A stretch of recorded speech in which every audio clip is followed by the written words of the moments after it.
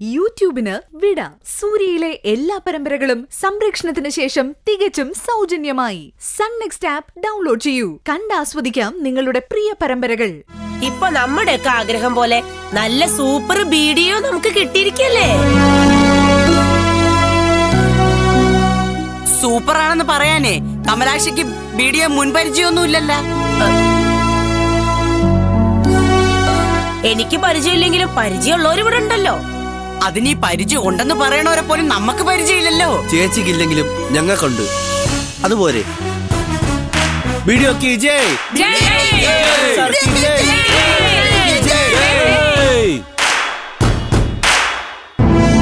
Video की जय sir की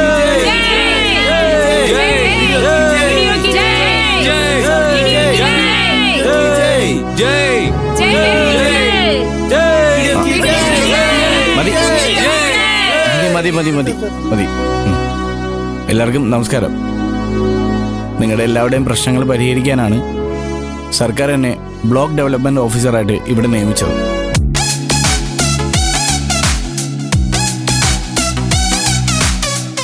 ഈ കോളനി അടക്കമുള്ള ഈ ബ്ലോക്കിലെ പ്രശ്നങ്ങളെക്കുറിച്ച് ഞാൻ വിശദമായിട്ട് പഠിച്ചിട്ടാണ് വന്നത്. കോതാര കോളനിയുടെ വഴി പ്രശ്നത്തിനും കുടിവെള്ള പ്രശ്നത്തിനും എത്രയും പെട്ടെന്ന് ഞാൻ പരിഹാരം കാണുന്നതാണ്. वीडियो की जय सर की जय वीडियो की जय. എന്റെ ഏറെ നാളത്തെ ശ്രമത്തിന്റെ ഫലമായി എന്റെ നിരന്തരമായ ഭീഷണിയെ ഭയന്ന് സർക്കാർ ഈ നാടിന് വേണ്ടി വിട്ടു തന്നിരിക്കുന്ന വീഡിയോയെ ഞാൻ നിങ്ങൾക്ക് വേണ്ടി സമർപ്പിക്കുന്നു. നന്ദിയില്ലാത്ത വർഗങ്ങള്.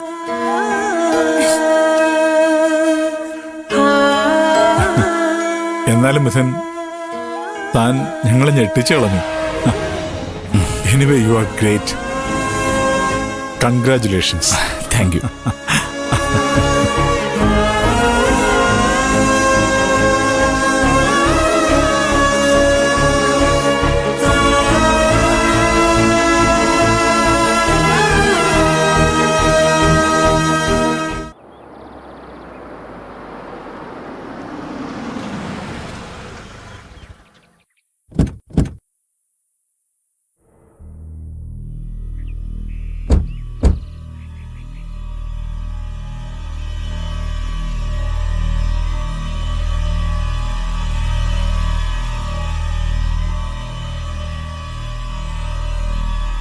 സഹകരണ ബാങ്കിൽ നിന്നോ ജപ്തി നോട്ടീസ് ഒട്ടിക്കാൻ വന്നത്?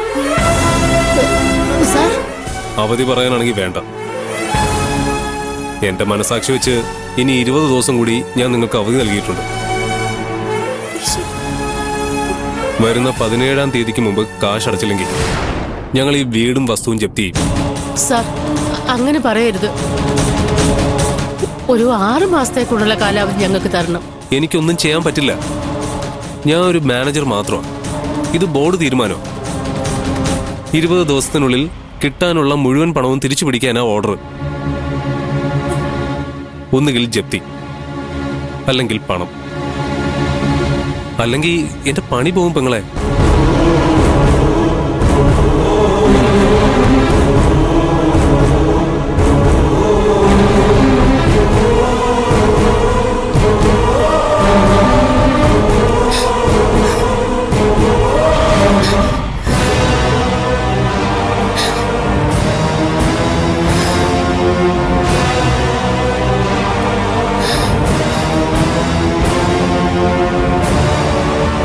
ഞങ്ങൾക്ക് ആരും ഉപദ്രവിക്കണമെന്നില്ല.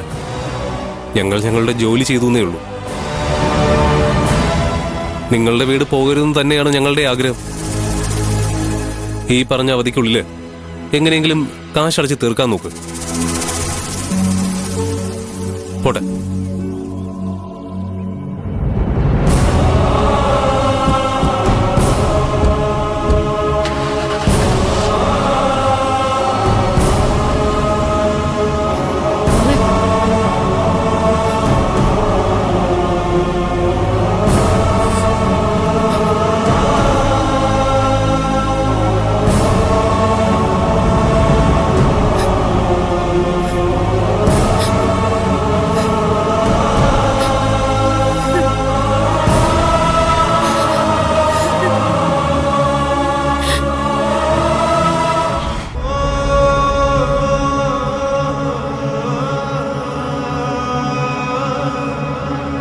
ഇനി നമ്മൾ എന്ത് ചെയ്യും മോളെ? മരിക്കാം, അല്ലാതെന്താ? ഇങ്ങനെ ജീവിക്കുന്നതിലും ഭേദം അതാ. അങ്ങനെ മരിക്കാനായിരുന്നെങ്കിൽ എനിക്ക് പണ്ടേ അത് ചെയ്യാമായിരുന്നു. ഇത്രയും കഷ്ടപ്പെട്ട് ഇതുവരെ ജീവിക്കേണ്ട ആവശ്യമില്ലായിരുന്നു. പണ്ട് നിന്റെ അച്ഛൻ നമ്മളെ ഉപേക്ഷിച്ചു പോയപ്പോ കൈക്കുഞ്ഞായി നിന്നെ എടുത്തോണ്ട് മരിക്കാൻ ഇറങ്ങി പുറപ്പെട്ടവളാ ഞാൻ.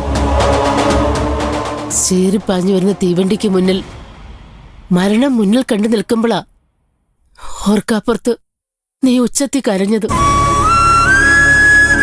അന്ന് നിന്നെ മാറിൽ അടക്കി പിടിച്ച് ജീവിതത്തിലേക്ക് വീണ്ടും എടുത്തു ചാടിയവളാ ഞാൻ.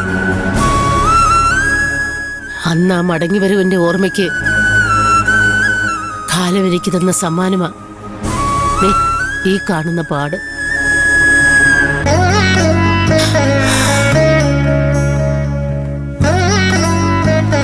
ഇന്ന് വരെ നിന്നെ പോലും അറിയിക്കാതെ ഞാൻ ഒളിപ്പിച്ചു വെച്ചതാ ഈ അടയാളവും ആ കഥയും.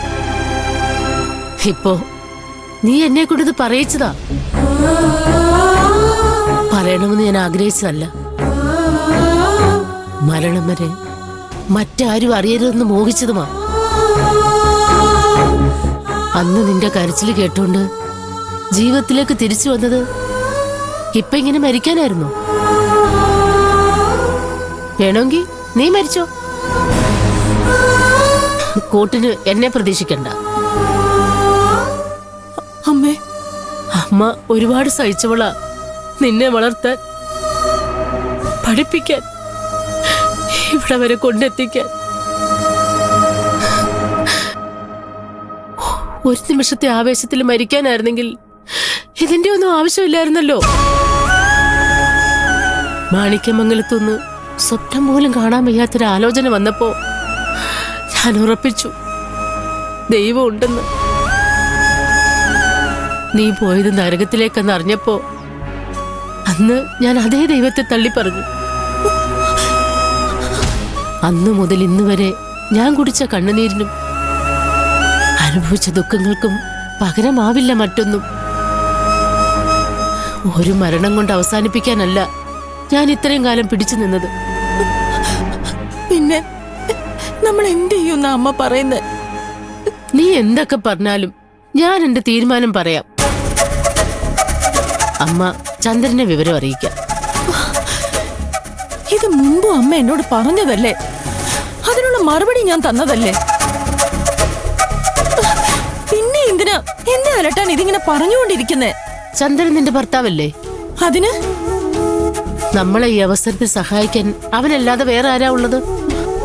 മുമ്പ് ഏതൊക്കെ അവസരത്തിൽ അയാൾ നമ്മളെ സഹായിച്ചിട്ടുള്ളത്? അന്നത്തെ പോലെ അല്ലല്ലോ ഇന്ന്. ഇന്നെന്താ മാണിക്യമംഗലത്ത് ചന്ദ്രദാസ് കോടീശ്വരനായോ? മീൻകച്ചവടമല്ലേ ഇപ്പോഴും പണി? ആ പണി മഹത്വം ഉള്ളതാണെന്ന് എന്റെ കൺമുന്നിൽ വെച്ചല്ലേ നീ പറഞ്ഞത്? എന്ന് വെച്ച് അമ്മയുടെ മരുമകന് 50 ലക്ഷം രൂപ തന്ന് ഇപ്പൊ നമ്മളെ സഹായിക്കാൻ പറ്റുമോ?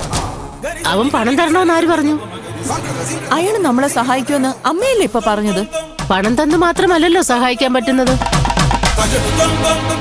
ഇപ്പൊ ഈ വീട്ടിൽ ആൺതുണയുള്ളത് നമുക്കൊരാശ്വാസമാണ് മോളെ. അമ്മ എന്നെ വളർത്തിയത് ആൺതുണ ഉണ്ടായിട്ടൊന്നും അല്ലല്ലോ. നീ അവനോട് അകാരണമായുള്ള ദേഷ്യം സൂക്ഷിക്കുന്നോണ്ടാ നിനക്ക് ഇങ്ങനെയൊക്കെ തോന്നുന്നത്. അകാരണമായ ദേഷ്യമാണെന്ന് അമ്മയോട് ആരാ പറഞ്ഞേ? ഇതേ ചന്ദ്രൻ നോക്കി നിൽക്കുമ്പോഴാ മാണിക്യമംഗലത്തുകാരെന്നെ കള്ളിയാക്കിയത്. ഇതേ ചന്ദ്രൻ നോക്കി നിൽക്കുമ്പോഴാ എന്റെ മോൾ എന്നെ ഉപേക്ഷിച്ച് ഓടിപ്പോയത്. അന്നൊന്നും ഒരു ചെറു വിരൽ പോലും അനക്കാൻ ത്രാണിയില്ലാതിരുന്ന ഈ ചന്ദ്രൻ ഇനി എന്ത് മലമറിക്കുമെന്ന് അമ്മ പറയുന്നേ? അയാളുടെ ചീപ്പ് സെന്റിമെന്റ്സ് കൂടി ഇനി ഞാൻ കാണണോ? നിന്റെ മനസ്സിലിരിപ്പ് എന്തൊക്കെയാണെന്ന് എനിക്കറിയില്ല. നിന്റെ അത്രയും പഠിപ്പും വിവരമൊന്നും അമ്മയ്ക്കില്ല. നാട്ടു നടപ്പ് ഞാൻ പറഞ്ഞതേ ഉള്ളൂ. അവനുണ്ടെങ്കിൽ എന്തെങ്കിലും ഒരു പരിഹാരം ഉണ്ടാവുമെന്ന് എന്റെ മനസ്സ് പറയുന്നു. അവരിപ്പോ നോട്ടീസ് ഒട്ടിച്ചിട്ട് പോയതേ ഉള്ളൂ. ഇനി അവര് വരുന്നതേ നമ്മളെ ഈ വീട്ടിൽ നിന്ന് അടിച്ച് പുറത്താക്കാനാ. നമ്മൾ എങ്ങോട്ട് പോകുന്നു നീ ആലോചിച്ചിട്ടുണ്ടോ?